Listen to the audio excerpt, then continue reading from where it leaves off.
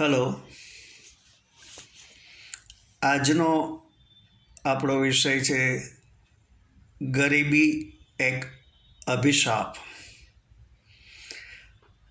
ગરીબી એક શ્રાપ છે એ આપણે સૌ જાણીએ છીએ.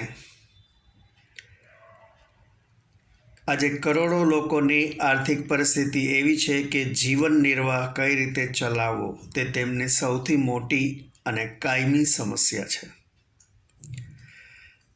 તેમને બીજું કશું જ વિચારવાનો અવકાશ નથી. દિન બદિન વધતી જતી મોંઘવારી અને ઓછી આવકમાં બાળકોના ભણતરના ખર્ચને કઈ રીતે પહોંચી વળવા, મેડિકલનો ખર્ચ ચાલ્યે રાખતો હોય, અન્ય આકસ્મિક ખર્ચા ઊભા થઈ રાખતા હોય, એ બધી મૂંઝવણમાં જીવન વ્યતીત થતું હોય ત્યારે તેમને સાધુ સંતોની ધર્મ, કર્મ, આત્મા, પરમાત્મા, સ્વર્ગ, નર્ક, પાપ, પુણ્ય, આવતા ભવમાં તમારું શું થશે તે બધી વાતો સાંભળવામાં તેમને કંઈ રસ જ ના પડે. ગમે તેટલી આધ્યાત્મિકતા તેમની આર્થિક સમસ્યાઓનો કોઈ ઉકેલ લાવી શકે નહીં. એવો કોઈ મંત્ર નથી કે જે વારંવાર બોલવાથી તેમનું ઇલેક્ટ્રિસિટી બિલ ભરાઈ જાય.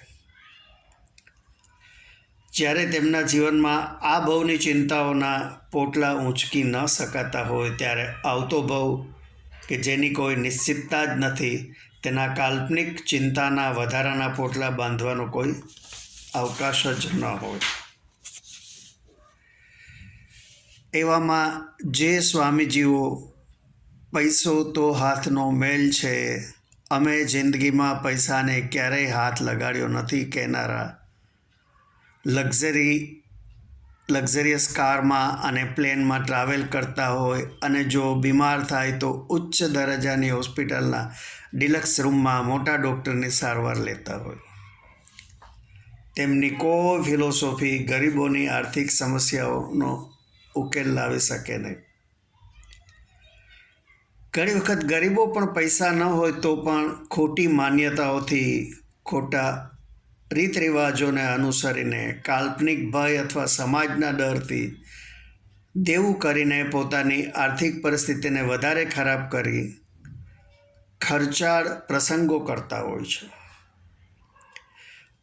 વિકટ આર્થિક પરિસ્થિતિવાળા અને બેરોજગાર લોકોને સમાજ મદદરૂપ થતો નથી, પરંતુ જો તેઓ કોઈ ખોટા રીત રિવાજને ન અનુસરવાની હિંમત દખાવે તો સમાજ તેમની ટીકા કરવાનો અવસર ચૂકતો નથી.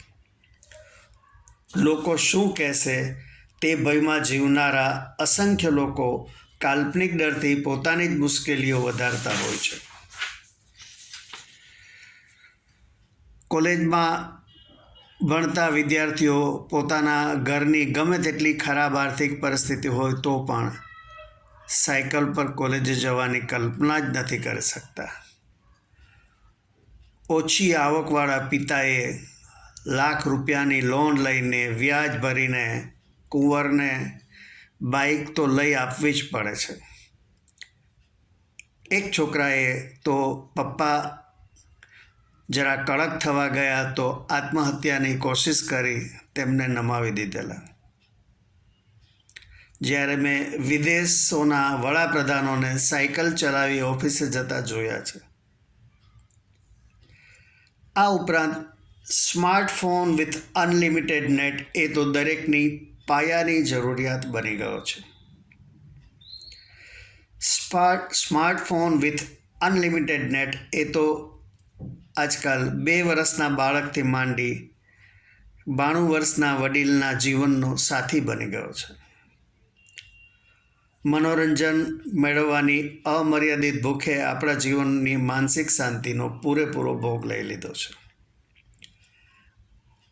આ બધું ઓછું હોય તેમ લોકોને આસાનીથી આર્થિક પાયમાલી તરફ ઢસડી જતું એક ધીમું ઝેર છે વ્યાપક લોનની સુવિધા.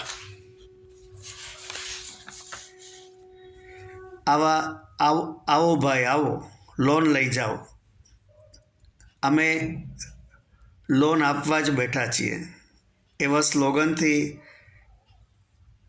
પુકારતી ફાઇનાન્સ કંપનીઓ home loan, vehicle loan, marriage loan, renovation loan, personal loan, TV, fridge, interior વગેરેની અનેક પ્રકારની લોન આપી ખૂબ જ મોટી વ્યાજની આવક કમાય છે. અવારનવાર લોન મેળાનું આયોજન કરી વધારે ને વધારે લોકોને દેવાદાર બનાવે છે. લીધે રાખો લોન અને ભર્યે રાખો વ્યાજના ચિંતા ના કરશો, અમે બેઠા છીએ એવો વાતો કરે છે. ઘણા નાના માણસો વ્હીકલ લોન લઈ લે છે અને પછી હપ્તા ભરવાની મુશ્કેલી આવે છે. હપ્તા ભરવામાં મોડું થતાં પેનલ્ટી ભરે છે. ફરી થોડા વખત પછી એ જ મુશ્કેલી ઊભી થાય છે અને એક દિવસ ઘરેથી અથવા રસ્તામાં જ રિકવરીવાળા વાહનને ખેંચી જાય છે. આ એક અવારનવાર બનતી રોજિંદી ઘટના છે. જે લોકો લગ્ન જીવનની શુભ શરૂઆત જ લોનથી કરે છે અને ત્યારબાદ લાંબો સમય હપ્તા ભરી રાખે છે, તેમને ક્યારેય તેમણે લીધેલા ખોટા નિર્ણયનો અહેસાસ થતો નથી.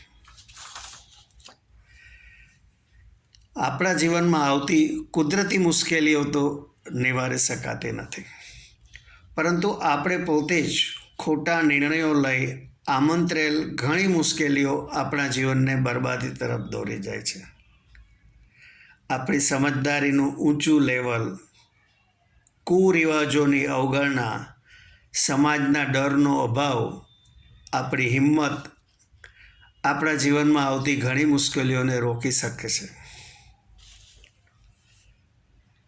આપને જો મારી આ વાત ગમી હોય તો મારા વિડીયોને લાઈક કરજો, આપના ગ્રુપમાં શેર કરજો અને મારી ચેનલને સબસ્ક્રાઈબ કરજો.